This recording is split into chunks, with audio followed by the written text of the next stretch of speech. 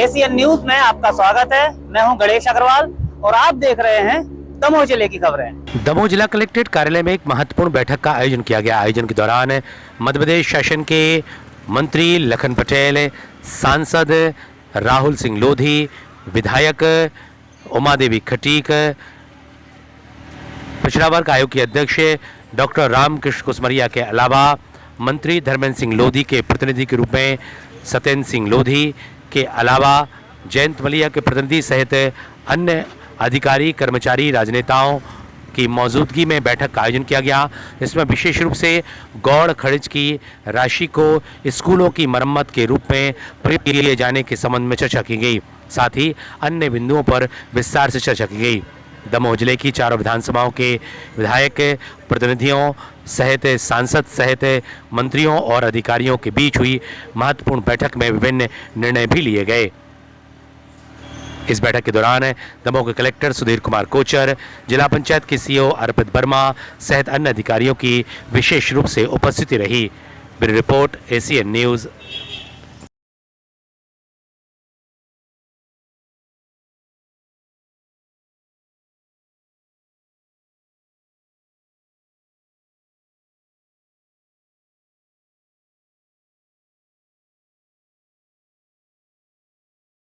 हमारे मेंबर से उन तक हम 15 सितंबर के पहले हम सबके घर खाद पहुँचाते हैं। तो आपकी जो अलग से डिमांड आएगी उस समय आपके पास गोडाउन खाली तो रहेगी, नहीं तो गोडाउन भरी है और जहाँ डिमांड भी हो रही है और गोडाउन में हम रखे हैं और मंगा पा नहीं रहे क्योंकि हमारे पास गोडाउन भरी हुई है।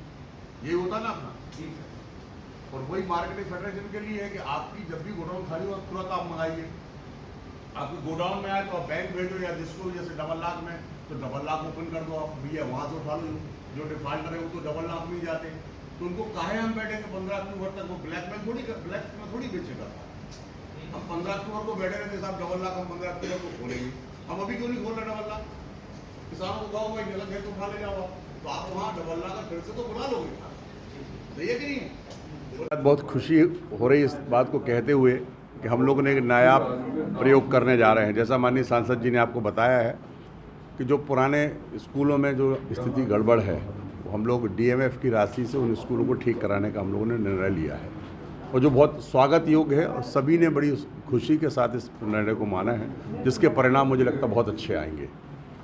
दूसरी बात, अभी जो बात आई खास तौर से हम लोगों ने इस पर चिंता जाहिर की है कि आने वाले समय में अक्टूबर के महीने में दो चीज़ों की सबसे ज़्यादा दिक्कत होती है गांव में किसान को।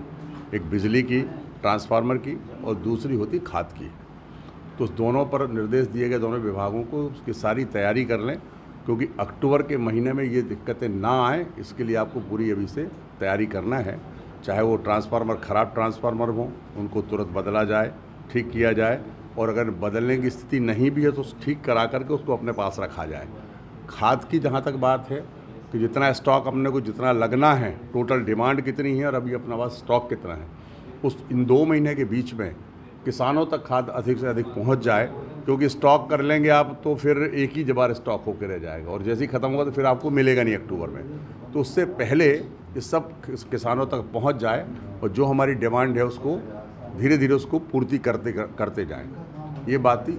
इससे भी एक बहुत महत्वपूर्ण बात आपके माध्यम से जनता तक पहुँचाना चाहता हूँ कि अभी 15 जुलाई से लेकर के 31 जुलाई तक राजस्व के जितने प्रकरण हैं उनका समय चल रहा है उनको ठीक करने का, और उसमें जितने खास तौर से हमारे यहाँ 2 समस्याएं बहुत बड़ी समस्या तो चूँकि राजस्व में चलती रहती हैं, लेकिन ये बड़ी समस्या कि एक तो नक्शों का सुधार और आपसी जो बंटवारा, नामांतरण, ये सब चीज़ें, तो इन सब चीज़ का पखवाड़ा चल रहा है 15 जुलाई से लेकर और 31 अक्टूबर तक। तो वो सारे के सारे हर जगह आपके माध्यम से आज मैंने मीडिया पे कलेक्टर साहब का एक वीडियो भी देखा था कि उसमें कौन कौन से काम हो सकेंगे, और किसानों के लिए अच्छा अवसर है कि बिना किसी परेशानी के वो अपनी इस बड़ी समस्या को हल करा सकते हैं। जैसे खासतौर से देखा गया कई बार किसानों के खातों में कि बही तो 10 एकड़ की है लेकिन उसका नक्शा 7 एकड़ का ही बचा है, तो वो नक्शा कहाँ खिसक गया। तो ऐसे नक्शे जब ठीक हो जाएंगे तो बहुत सारी लड़ाइयाँ, बहुत सारे प्रकरण भी समाप्त हो जाएंगे। और ये मैं इस निर्णय का मैं माननीय मुख्यमंत्री जी को धन्यवाद देना चाहता हूँ कि उन्होंने ये फैसला लिया, किसानों के हित में फैसला लिया है। इसके लिए उनका धन्यवाद करना चाहता हूँ।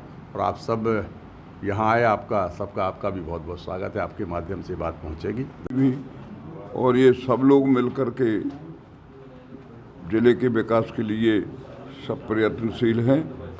और मिलकर के अब एक बड़ी खुशखबरी है कि 100 करोड़ तो आपके बांदकपुर के लिए स्वीकृति कर रहे हैं। दूसरा, ये जो जिस तर्ज के ऊपर राम पथ गमन, जो वन गमन की जो उनकी रूट था, वो तो तैयार हो रहा है। अब कृष्ण जी के भी जहाँ कहीं भी जो उनने काम किए हैं, जहाँ जहाँ उनकी यादगार है, जैसे हमारे यहाँ रुक्मणी मठ है कुंडलपुर में, तो वहाँ भी हम डेवलप कर सकते हैं। ये हमारे मुख्यमंत्री जी का खेल है। तो इन सारी बातों के ऊपर विचार हुआ है, बातचीत करेंगे हम। हमारे डेयरी के मिनिस्टर हैं, अब हम चाहेंगे कि हमारे जैविक कृषि को बढ़ावा मिले, तो उसके लिए भी हम प्रयत्न करेंगे। हमने उनसे कहा भी है कि ये गौशालाओं को सक्रिय करो और गौशालाओं में आपके गोबर गैस प्लांट लगाओ, उसमें चारागाह डेवलपमेंट का काम करो, नस्ल सुधार का काम करो, और ये जैविक खाद बना करके किसानों को फर्टिलाइज़र कम लेना पड़े, फर्टिलाइज़र कम उपयोग करें, जैविक खाद ज़्यादा उपयोग करें, ताकि हमारा पर्यावरण सुधरे, हमारी हेल्थ सुधरे, हम ताकतवर जो है अन्न खाएं। धन्यवाद। आज जो बैठक रखी गई है वो महत्वपूर्ण बैठक रही है। जनमानस की सुविधाओं को और किसानों की परेशानी को दूर करने के लिए समस्त विभागों की बैठक रखी गई है। और जैसा कि आपने कहा कि हम हटा नगर में क्या करना चाहते हैं, तो हम चाहते हैं कि हमारी हटा विधानसभा क्षेत्र में एक कृषि महाविद्यालय की डिमांड की जा रही है। उसके लिए भी हम प्रयासरत हैं। और भी हमारे ऐसे बहुत से कार्य हैं। और जो आज जो बैठक रही है, माननीय मंत्री जी ने बहुत ही विस्तार से आप लोगों को बताया भी है। अन्य लोग सबकी सुविधाओं के लिए हम लोग प्रयासरत हैं। जनप्रतिनिधि हो चाहे प्रशासन हो, लगे हुए हैं कि हमारे ज़िले में, हमारे ज़िले की जनता समृद्ध रहे, खुशहाल रहे। आप एक शिक्षक हैं, आज स्कूल को सुधारने की बात हाँ, आज कितनी खुशी हुई है। सही कह रहे हैं आप। बहुत अच्छी बात सामने आई है कि जो गौण खनिज की राशि ज़िले में आती है, तो हम लोगों ने एक प्लान किया है कि गौण खनिज की राशि शिक्षा विभाग में जो हमारे प्राथमिक शालाएं, माध्यमिक शालाएं क्षतिग्रस्त हैं, उनकी दुरुस्ती के लिए ये राशि समस्त स्कूलों में जाएगी और उसमें सुधार होगा। तो विषय में आज चर्चा हुई है। प्रारंभिक तौर पे बैठक में हम लोगों ने ये तय किया है कि जितने भी ज़िले के स्कूल जो जर्जर हो गए हैं, तो उनको प्रारंभिक रूप से उनका काम किया जाए और जवाबदेही तय की जाए कि जो भी कार्य करेगा और आने वाले समय में यदि उसकी गुणवत्ता ठीक नहीं रहती है, कोई डिस्टर्बेंस होता है, कोई किसी कमी आती है, तो जवाबदेही तय होगी, उस पर कार्रवाई होगी। एक अन्य विषय जो मुख्य तौर पर लिया गया है वो खाद को लेकर लिया गया है कि आने वाले अक्टूबर के माह में खाद की आपूर्ति पूर्ण रहे और किसान हमारे परेशान ना हो। और दूसरा, बिजली को लेकर जो डीपी जो जल गई हैं, तो उनका भी इसके लिए तय किया है कि डीपी जो भी पर्याप्त संख्या में रहें, जिससे किसानों को बिजली की वहाँ समस्या ना हो।